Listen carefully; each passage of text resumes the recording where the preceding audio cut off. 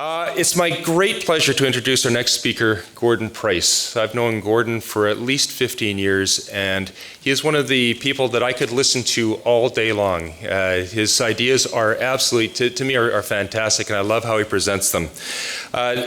Gordon is a professor up at SFU and also at UBC. He has also served 6 terms as a city councillor on our Vancouver City Council. I believe that's 18 years. Wow, he's old. Gordon's presentation is Vancouver, a walking passion story, the little metropolitan area that could. So please help me in welcoming Gordon Price.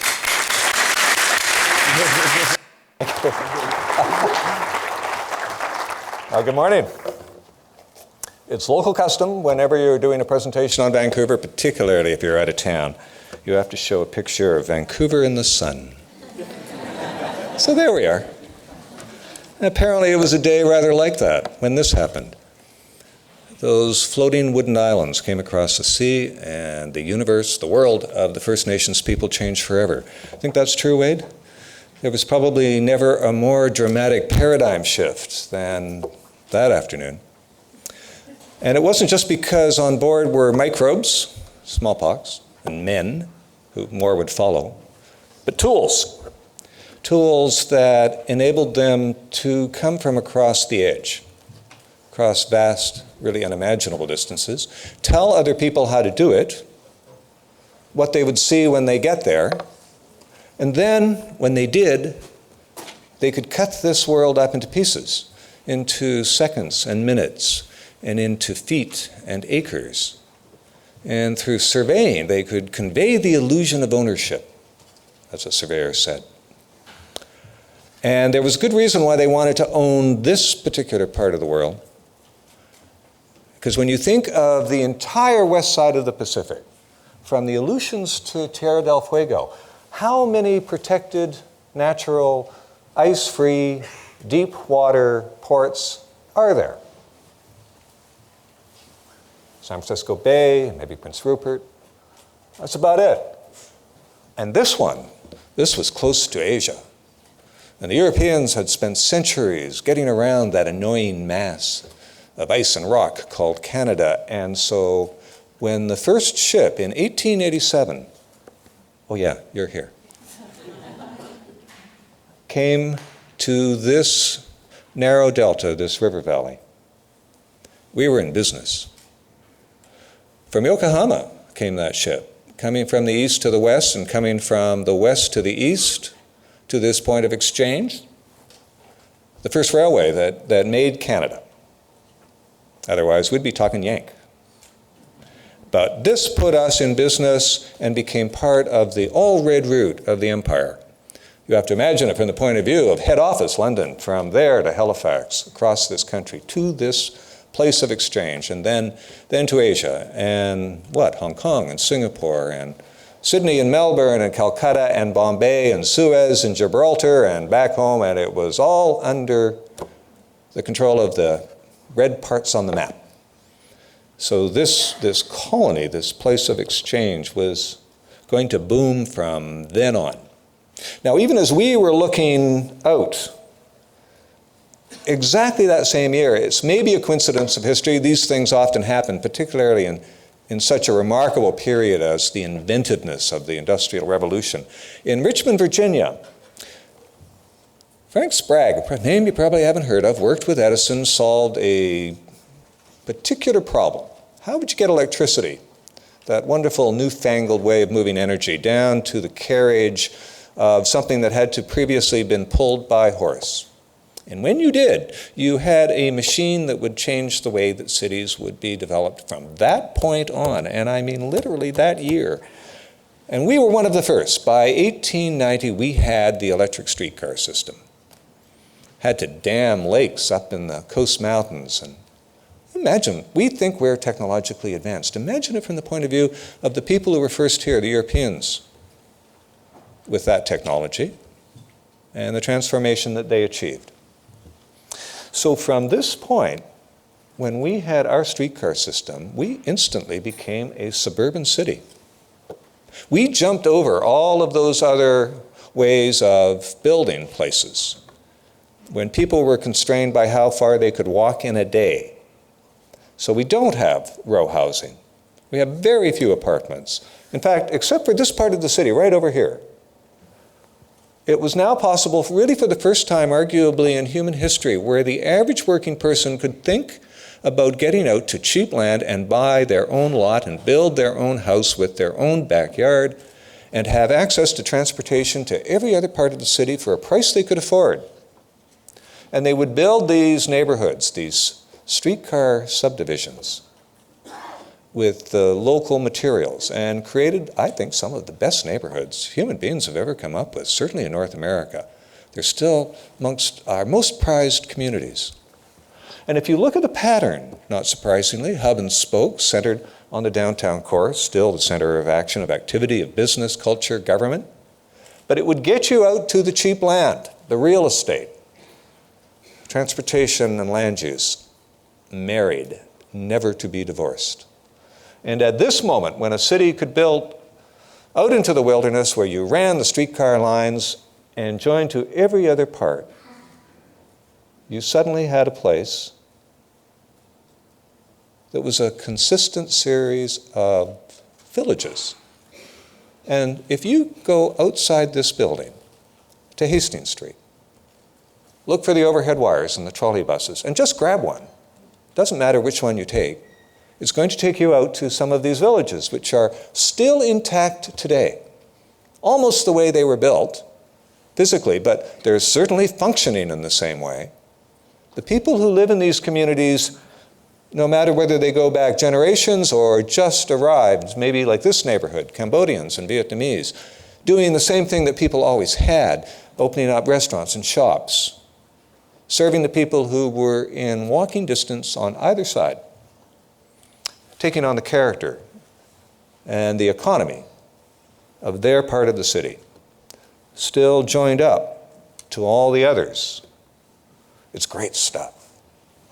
Go take a look, because these streetcar neighborhoods had the right amount of density, still single-family homes, a mix of uses, and all within walkable distances. That mix of transportation choices, still based upon the idea that the streetcar line was essentially an extension of the foot, of the pedestrian trip, the way they are today. Those overhead wires go down more or less the same routes to the same neighborhoods as the first things that were built by the Europeans on this land. My neighborhood, the West End. Now, if you go about 5 or 6 blocks, we're in that area up here, this crosstown area, downtown East Side, Chinatown, Gastown, kind of the educational district where Simon Fraser is. This is all part of it. And you can find this mix of transportation modes right there at Waterfront Station. I count about a dozen. In fact, so far, I'm certainly open to any other suggestion that this may have the greatest mix of transportation uses than anywhere I've ever seen.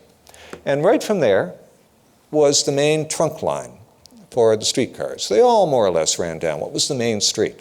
This was a land grant from the Canadian Pacific Railway, so naturally they ran the main street right down the middle of their land grant, and then at the top of the hill put the hotel and the major department store and the banks. It's a very cozy relationship. But from a transportation point of view, it worked great. West End, in the bottom part, was all laid out probably in the 1880s, even before the streetcars, so it was exclusively a residential neighborhood, arguably one of the first subdivisions. And then in 1900, they ran the streetcar lines down the major streets.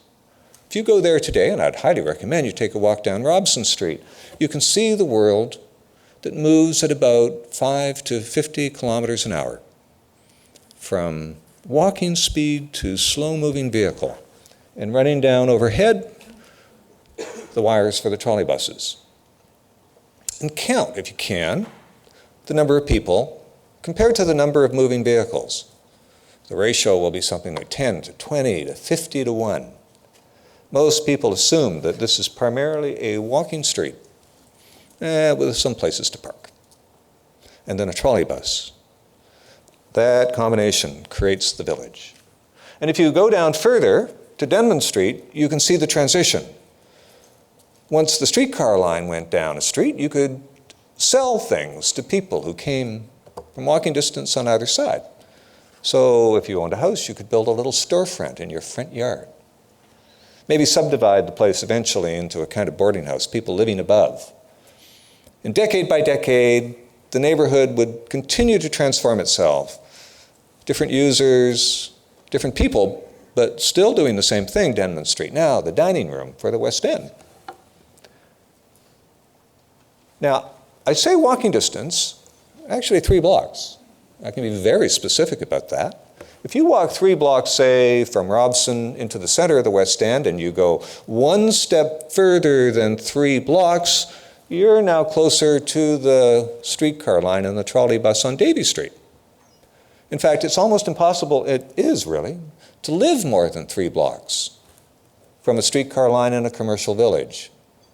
And so today, not surprising, it won't surprise you to hear that we build our neighborhoods more or less with that kind of geometry.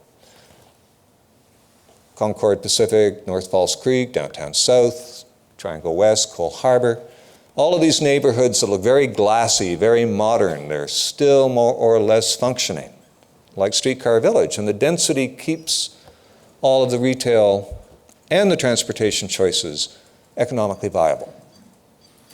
It's a nice combination. It's a variation on a theme. You can do it in a variety of ways. Human beings always have when it came to building cities, up to recently.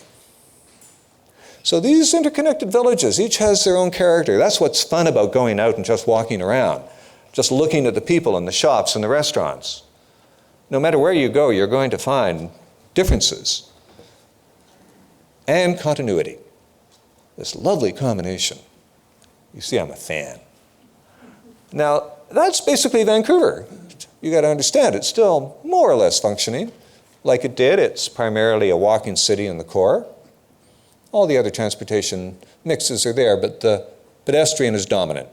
And once you go beyond into what was the first suburban city, still functioning more or less like that, some increase in density, some new forms of housing, but you're going to find vast stretches of the city. As much as they talk about this place going through rapid change, my point has always been actually huge amounts of it are exactly the same. You can walk down streets very close to the city. It hasn't changed a bit. Still the same houses, modified somewhat, still the same trees, still the same streets, the same sidewalks, the same purpose and function. What makes this place really different, however, and for those of you who came from the south, who drove here, up Highway 99, connected to I-5 perhaps, well, you know that there's something unusual about all this. Because once you cross the Oak Street Bridge and you get to 70th and Oak, you have hit the first intersection traffic signal since Tijuana.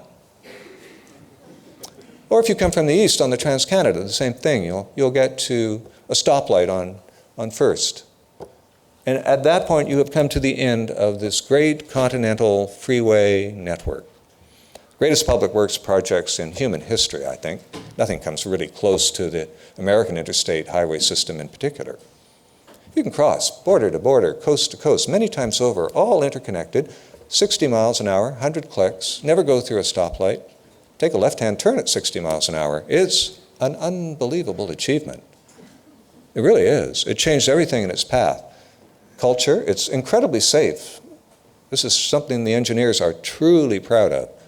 The lives that have been saved for the hundreds of millions of miles traveled, and the economic efficiency of this, and it all comes to a stop there. Because we didn't do this. Now, we were going to, and I'd love to tell you the whole story about how this was going to change our city, including this place. All of this would have been demolished. And, except for a few little pieces, none of it happened. We were late in the game. Starved it, actually. Lack of fiscal oxygen. No one could get an agreement at the regional level with all the municipalities in the region and the province and the feds to pay for it. So by the time finally 1972 rolled around, you didn't have to kill it. It had already been suffocated. It was the most important thing that never happened. Because it's true, if we had built it, I'd be having a completely different conversation with you, and I doubt this conference would be here. Well, we didn't. We didn't do this. This was the vision for what would have happened from this building. You can see a W right on the left-hand side. Demolished all of Gastown, about a third of Chinatown.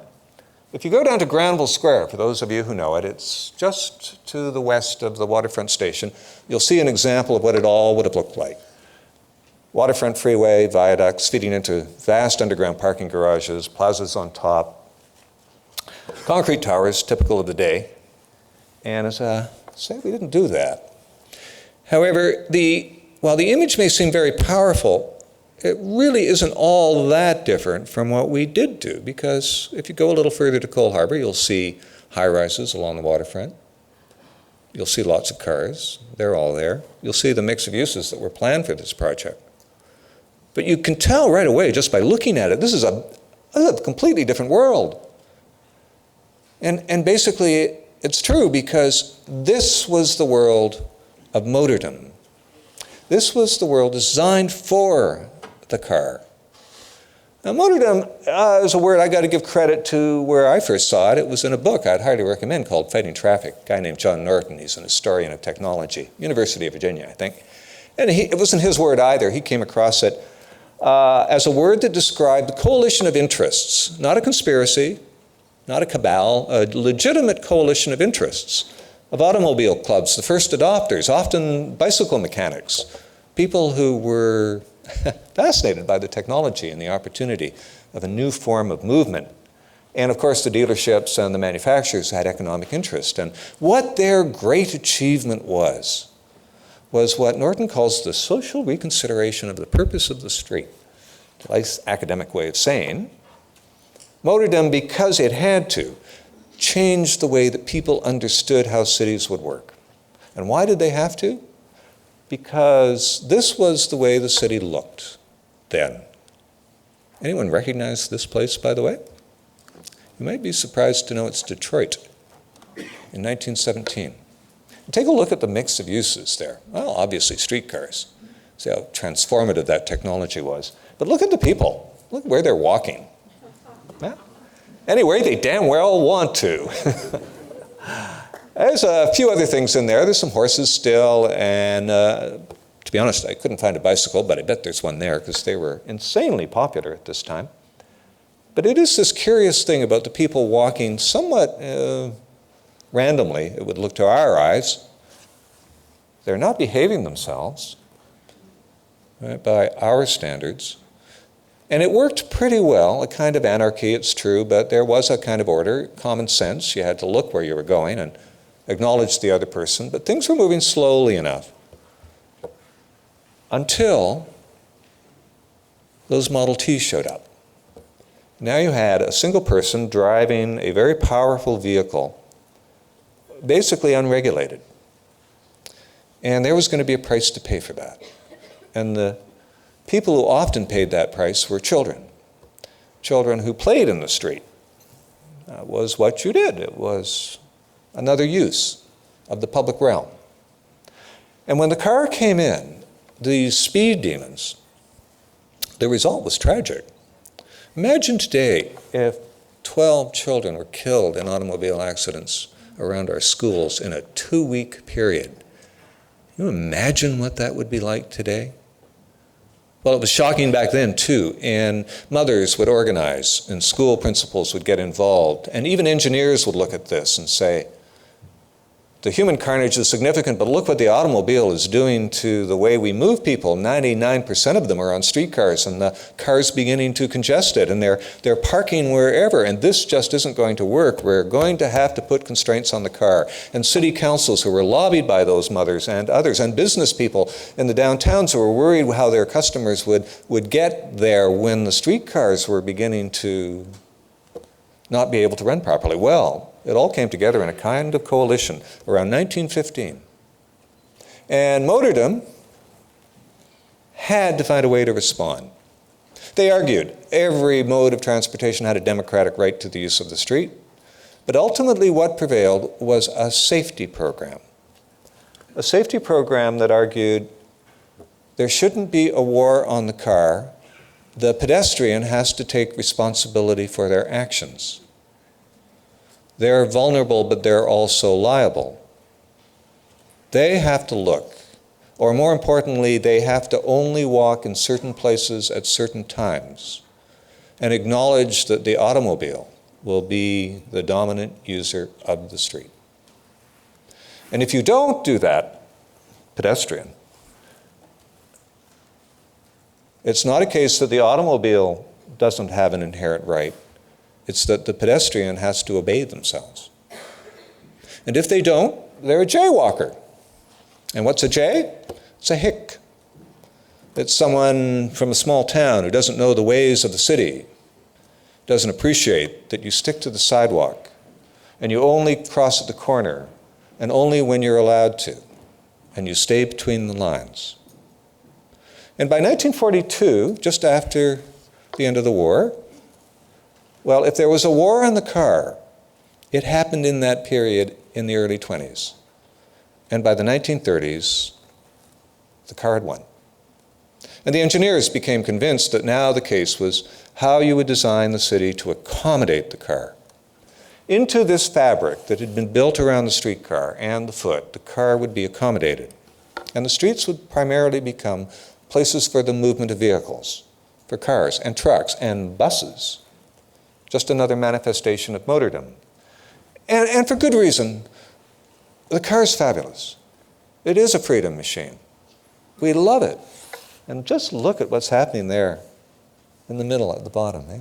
You can just see this post-war period of falling in love in and with the car.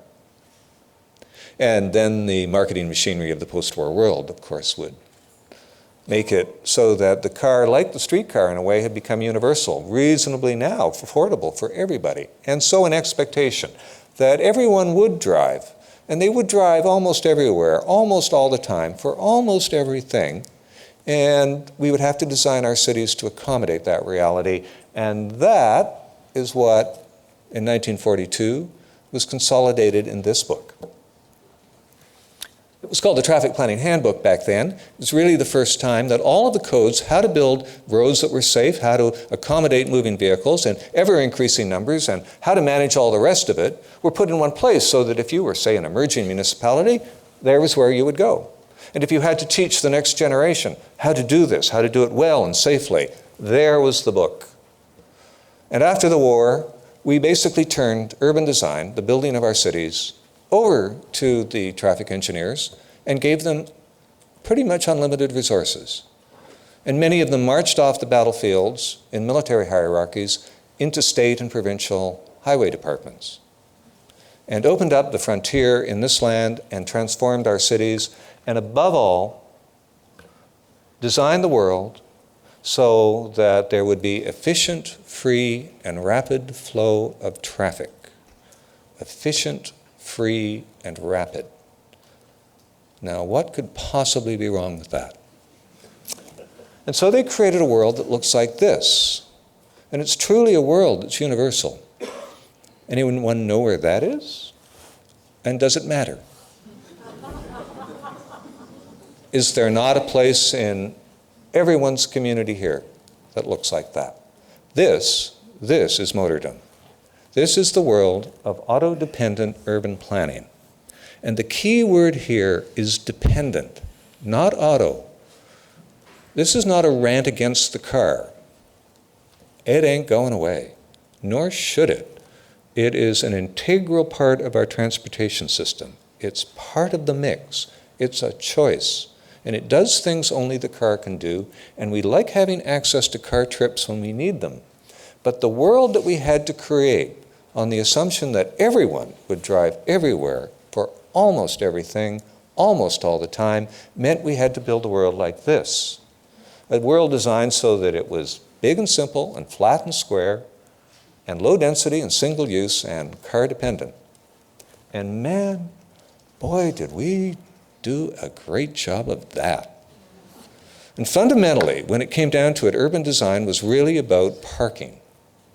Because once you had designed the roads, all right, once you design the roads, now you had to park those vehicles. And once you decided that it had to be surface parking, land economics, and maybe you had 40% site coverage, there really wasn't much left to decide. It had to look like that.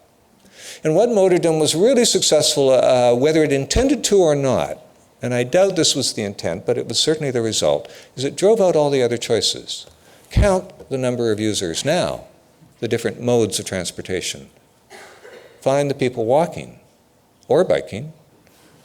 Find a bus. Find any other mode than car and truck. And if you do use one of those other modes, if you are a walker, or in this case a bike, there's a pretty clear message there, isn't there? It's just inherent. You can tell it just by looking. You don't want to be there. Doesn't feel comfortable, doesn't feel safe, and by the way, we're a little dubious about you. Why are you walking? Who are you on that bike?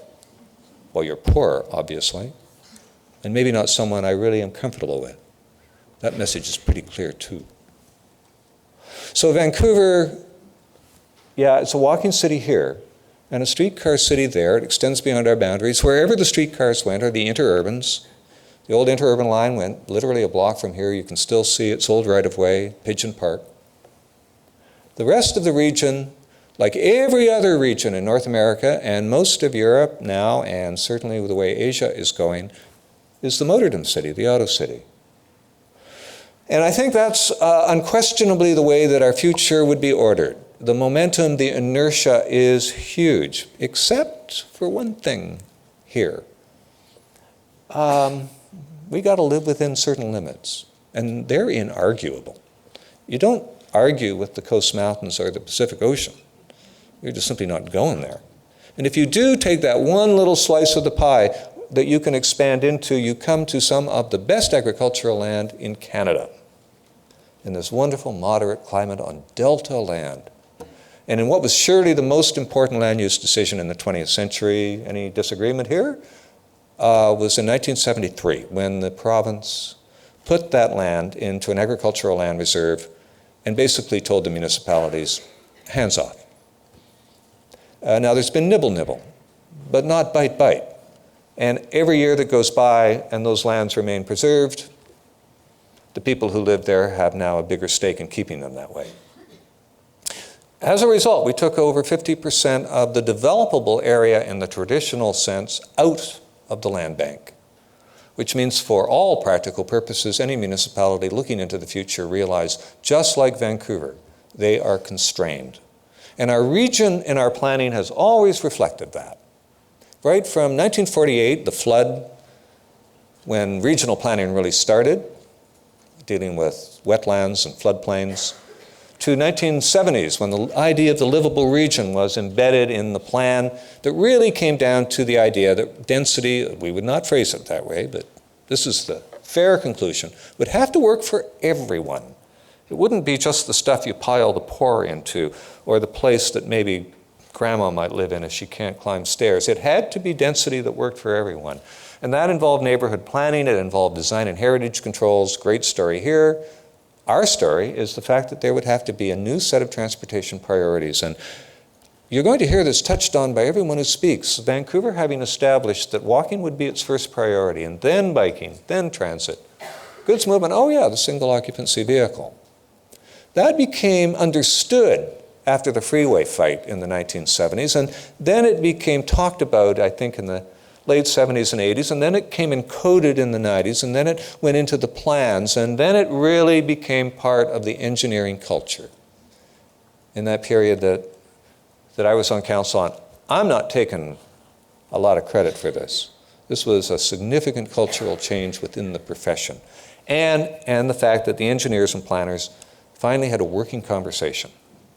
And indeed, we saw it in this plan in 1997, where literally, when they had to do their planning, it was engineers and planners sitting down, even with some politicians, and guiding this plan so that its results would establish this set of key elements. And a lot of this will begin to look familiar to you because a lot of regions and cities are beginning to move in this direction by this time, but There is a radical statement in there that's so profound that even most Vancouverites don't really appreciate the impact. And it's the first one. It's the no increase in road capacity. Because if you had to say one clear thing that marked the end of motordom, the idea that there would be infinite expansion to accommodate an infinite number of cars, and that, by the way, is the premise of motordom. You will never get an upper limit from someone who is fully committed to the idea of motordom. They will never tell you what the maximum number of vehicles, even their own planning, can accommodate. It has to be infinite. And when you say there will be no increase in road capacity, that undermines the fundamental premise. Now, this is the result. And the most radical way of summing this up is by saying, as we do now in Vancouver, congestion is our friend. Well, first of all, it's inevitable. Anyone live in a city, region, where by building more roads and bridges, you've been able to address congestion? Actually, that's a serious question. Anybody? We've been doing this for half a century. We spent trillions of dollars on it. We more or less turned our planning largely over to traffic engineers with the mandate, would you please deal with this congestion problem? It really is annoying our constituents. Here's a very large check. Show me an example of success. Not an unfair question. Anyone got one? Really? So you get this. And from our point of view, okay, that works. It's right there. It's the traffic signal at Denman in Georgia, where all the traffic from the entire northeast part of this region has to flow through, northwest part. Whether you're coming from the island, through Horseshoe Bay, from Whistler, from the Sunshine Coast, from the North Shore, you've got to get through that intersection. And it only has a certain amount of capacity. It cuts the traffic up into platoons. That's what you call it, isn't it? And when you do, you regulate the amount of traffic that can pour onto the grid. And that actually works pretty well. It's a meter, and it works. Now, one thing you do have to do is not allow the cars to cross through the neighborhood. And so we were the first, as far as I know, to actually institute this kind of thing, taking a piece of street and turning it into a park. Making the neighborhood now predominantly walkable simply by keeping the grid intact but not allowing the cars to easily move through it. It became more or less the idea behind the transformation of all the rest of the Falls Creek area and downtown. There's Vancouver. Looks 20th, looks 21st century, functions like a late 19th century city. These are the numbers. You're going to see them again and again because they're so counterintuitive, people hardly believe them. And what it tells you is we've doubled the downtown population, and even though a lot of people don't believe it, we've increased working force down here by about a quarter. More people are coming downtown than ever, and we've seen a drop in moving vehicles by about 25%. That's huge. And again, people will tell you congestion's worse than ever, even though you can go out and look and count the number of cars, and yeah, there's some. But this is mainly what you see. And indeed, it has become so dramatic a shift that now our discussions are about, well, should we close off roads just to allow for public spaces car-free? It's an important debate. But if you look behind, you'll see the trolley buses for which this street was laid out, that serves the commercial purpose, that brings people to and from the neighborhood and gives them a transportation choice. And we're going to have to live with that. We're going to have to live with all of the layers, in fact, from the first grids that got laid out and were modified by Bartholomew, great planner in the 1920s. And that grid system is what we substitute for freeways. And then over that, of course, along with it, you have the sidewalk network. Don't think of it that way, but it's just as important. And let's give credit to the disabled community. They were the first to argue for the curb cuts that now allow the executives with their wheeled luggage to walk those 3 blocks to the Canada line seamlessly, right? Or people with carts of all kinds going to Costco to do their shopping because they can walk seamlessly. And then over that, of course, the transit network, the frequent transit network that TransLink runs, all different modes. And then freeways. Oh, no, actually, no. No, we didn't build those. Okay. We then went on to put in a bikeway network over this grid, and now a greenway network, 140 kilometers And again, you can see we're no longer making a division between bike and pedestrian and car. It's our greenway. It's for movement.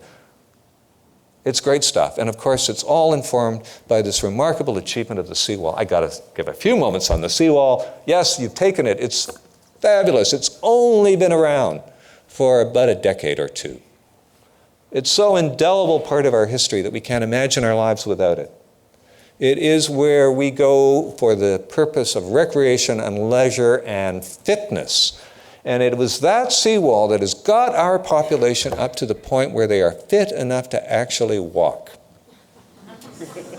And a lot of people will actually be a little, I don't know, maybe a little cynical about our obsession with fitness. No. This is absolutely critical to making the rest of these transportation choices work. It's the foundation, and it's the reason why we keep moving forward with this consensus that allows us to do things on this scale, where in order to make the Olympics work, we had to walk. And we informed people on how to do it. We actually told them, if you start there, 15 minutes will take you there. For people who've lived in motordom out in the autocentric city who really don't know how to walk, that's not much of an exaggeration. This gave them maybe one of their first real experiences on what it's like, how long it takes to get a certain distance and what the experience is like along the way, and the fact that they could do it in the tens and hundreds of thousands and associate that with such a positive experience that it's the reason why Vancouver is profoundly the post-motordom city. Post-motordom. And if the story ended there, maybe I should, but one more thing. If the story ended there, yeah, it would be terrific. But it doesn't.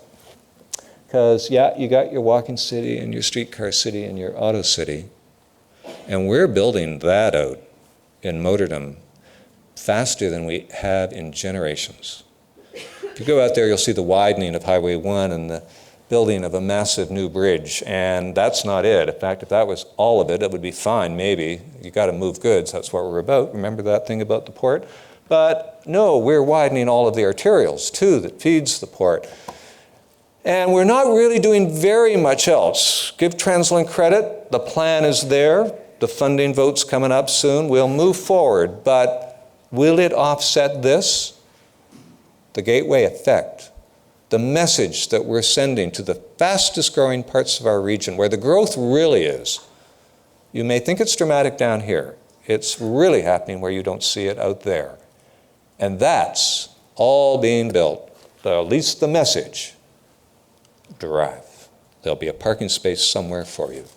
And if you were indeed a business person and you had to choose between building a one-story office complex, choose where you want to put your business. Would you do it next to SkyTrain, where we would like you to, where the plan is, where we've actually got, indeed, some pretty good achievements there, almost all residential? Or would you say, like a shopping center has to make a choice right near a massive new interchange that's being built, move into something we might call new urbanist, or would you maintain all of that parking, maybe even add to it? While we're building this massive new, effectively new highway that will feed the whole eastern Fraser Valley and your parking lot. You make the decision. Message is pretty clear. Counter to that, because they're in a tension, is a different vision and new leadership that's calling for the transformation of these motordom shopping districts into something truly urban, Surrey in particular, or even out there in the affluent suburbs of the northeast part of our region, in this case Port Moody, they've actually built a pedestrian-friendly environment with a mix of uses, the parking underground, waiting for transit that may one day show up 5-10 years from now. And in almost every region that you live in, I'm sure there's a similar kind of dynamic. So we've got one future that we can see for ourselves, a city that pursued the postmodern perspective and now would like to join up, and will be, with the visions of all of its neighbors to create a region where one day it might be possible, not long from now, in fact, where you could imagine from the mountains to the border, from the ocean to the far delta lands, and then beyond, a region where you can walk, without ever having to be on an arterial, where everything is signed and seamless, and you move through this region, this vision of a postmortem world, a postmortem region, which is kind of academic, isn't it? Postmortem. So instead, let's call the vision the walkable region. Thank you.